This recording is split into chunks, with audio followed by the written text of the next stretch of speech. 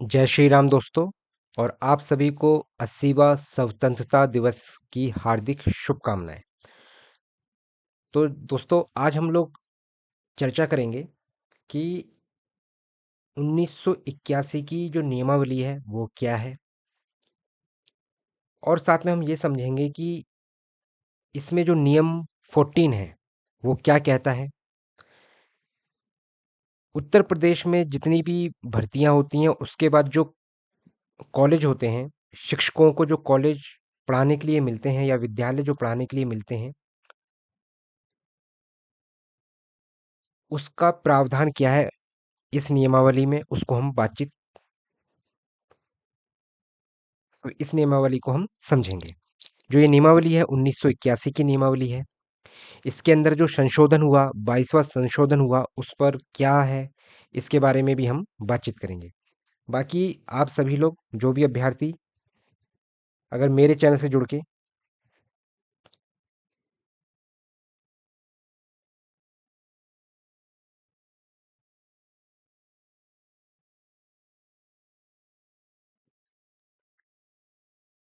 CTET की तैयारी करना चाहता है, यूपी टेट की तैयारी करना चाहता है,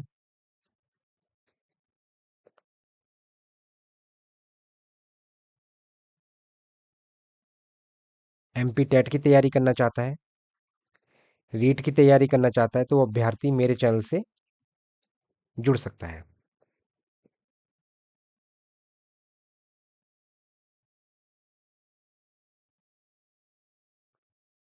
और साथ में आपको ये भी बताना चाहता हूँ कि आपका जो सीटेट का एग्ज़ाम है वो आपको पता है कि आपका क्या है, नेक्स्ट मंथ कंडक्ट होने वाला है। 6 तारीख को आपका एग्ज़ाम है, 6/9/2026। और जो इंग्लिश पेडागोजी है वो इस अभी मैं अपने इस चैनल पर इंग्लिश पेडागोजी को पढ़ा रहा हूँ, जिसमें मैंने एक वीडियो अपलोड किया है। आप उसको देख सकते हैं जाके, जो मैंने प्लेलिस्ट बनाई है वहाँ पे, या फिर आप डायरेक्ट भी सर्च करेंगे तो आपको मिल जाएगी। बाकी मैं आपको ये भी बताना चाहता हूँ कि मैं आपके लिए कल complete English pedagogy complete English pedagogy लेके आऊँगा। और जो मैं ये वीडियो लेके आऊँगा इसके अंदर क्या है, कंप्लीट पेडागोजी रहेगी, जिसमें क्या है, कैस जो भी टर्म इंपॉर्टेंट है वो सारे उसके अंदर मैंने लिंक कर रखे होंगे। तो हम दोस्तों अब जो आज की नियमावली है 1981, इस पर हम बातचीत करते हैं।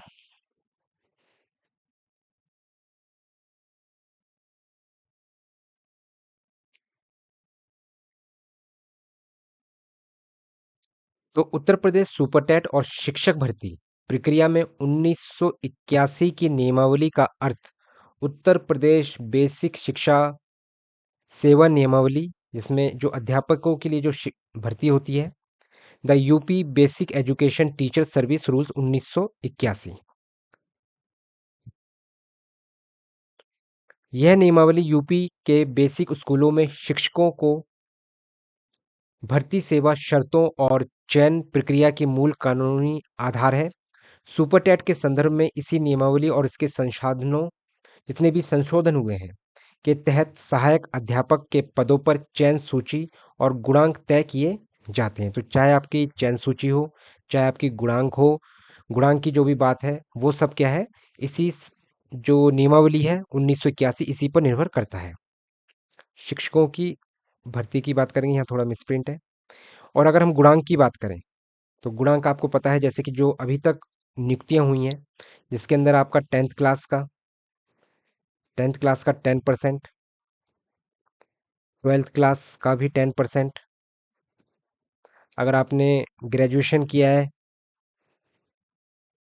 जो आपने ग्रेजुएशन किया है उसका भी क्या 10%, और 12th का भी 10% है। और क्या है आपका बीएड या बीटीसी आपने कुछ भी किया है, या बीएड किया है आपने या बीटीसी किया है, इसका भी 10%।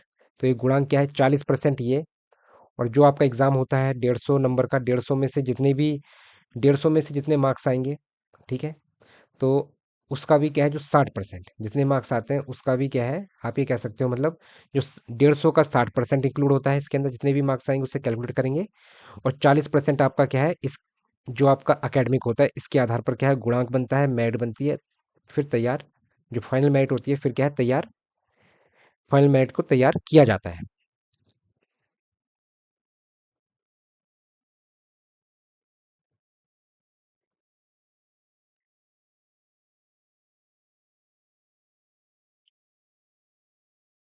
अब जो मुख्य बिंदु है इस पे हम बात करें तो मूल अधिकार की अगर हम बात करें, यह नियमावली उत्तर प्रदेश बेसिक शिक्षा अधिनियम 1972 के तहत बनाई गई थी, जो प्राइमरी कक्षा 1 से 5 और उच्च प्राथमिक कक्षा 6 से 8 स्कूलों में शिक्षकों पर लागू होती है।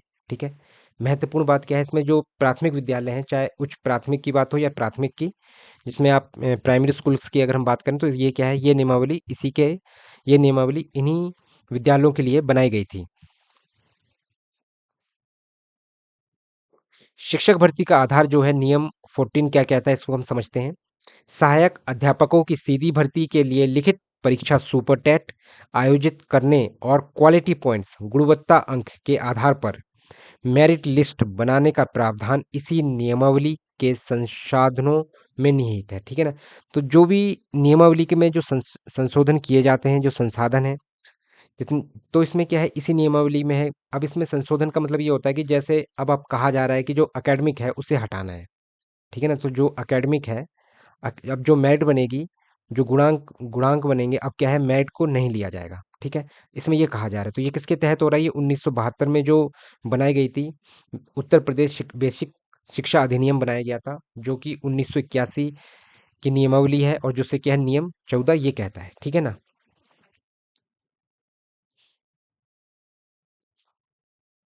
और अगर हम चयन प्रक्रिया की बात करें, अगर हम चयन प्रक्रिया की बात करें तो संस्था द्वारा लिखित परीक्षा कराई जाने के बाद इसी नियमावली के नियमों के अनुसार गुणांक और अभ्यर्थियों के विकल्पों के आधार पर जिलों का ऑप्शन किया जाता है। मतलब क्या है, जो जिला आवंटन भी है वो भी क्या है इसी नियमावली के अनुसार ही होता है कि आखिर आपका गुणांक कितना बना, आपके कितने मार्क्स आए हैं, इसके आधार पर ही डिपेंड करता है। और समय समय पर क्या संशोधन कर दिया जाता है। इसी प्रकार से क्या इस बार भी संशोधन किया जा रहा है, जैसे कि एकेडमिक को हटाया जा रहा है, और कहा जा रहा है कि जो आपका भी पहले जो 150 क्वेश्चन आ रहे थे, अब कहा जा रहा है कि 120 क्वेश्चंस आएंगे, और हर क्वेश्चन जो होगा 3 नंबर का होगा, तो आप कह सकते हो 360 मार्क्स का क्या है ओवरऑल जो क्या होगा पेपर होगा।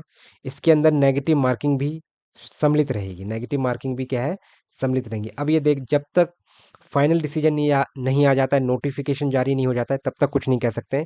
लेकिन जो भी कहा जा रहा है, जो न्यूज़ में चल रहा है या जो सोर्स के माध्यम से खबरें मिल रही हैं, वो यही है। आगे अगर हम समझें तो क्या संशोधन हुआ, सुपर टेट परीक्षा और शिक्षक चयन के लिए प्रावधान जोड़ने के लिए सरकार ने इस 1981 के नियमावली में समय समय पर संशोधन किया, जैसे कि 22वां संशोधन किया था, और कई महत्वपूर्ण बदलाव किए गए। तो आप ये समझ सकते हैं कि इस बार अगर जो सुपर टेट हो रहा है इस पे भी जो परिवर्तन किया जा रहा है, वो ये कहा जा रहा है कि इस बार जो क्वेश्चंस होंगे वो 150 की जगह 120 क्वेश्चंस होंगे। मेरिट जो बनेगी आपकी 360 अंकों के आधार पर बनेगी। और जो और साथ में क्या नेगेटिव मार्किंग भी होगी। और साथ में मैं आपको ये बता दूं, पेपर इस बार क्या होगा, कंपटीशन भी बढ़ेगा। ठीक है ना। आपका क्या है कि जो कंपटीशन रहेगा वो भी क्या है टफ रहेगा। और बच्चे भी जो सम्मिलित होंगे उनकी जो, क्योंकि आपको पता है कि यूपी के अंदर यूपी के अंदर लगभग कुछ नहीं तो आप ये कह सकते हो 25 लाख या उससे ज़्यादा अभ्यर्थियों के पास बीटीसी या बीएड है। लेकिन इस बार क्या है, प्राथमिक की जो भर्ती आएगी उसमें बीएड सम्मिलित नहीं है, तो बीटीसी पर जितने भी बीटीसी अभ्यर्थी होंगे और जो शिक्षा मित्र हैं जितने भी अभ्यर्थी, उन सभी को मौका दिया जाएगा। तो कंपटीशन क्या टफ रहने वाला है। बाकी आप सभी इस जानकारी पर क्या कहेंगे मुझे कमेंट करके बता सकते हैं। और मैं आप सभी को फिर से जो 80वां स्वतंत्रता दिवस है उसकी मैं हार्दिक शुभकामनाएं आपको देता हूं। और आप, आज का दिन आपके लिए अच्छा हो और आप एंजॉय करें आज के दिन को। तो अगेन स्वतंत्रता दिवस की हार्दिक शुभकामनाएं।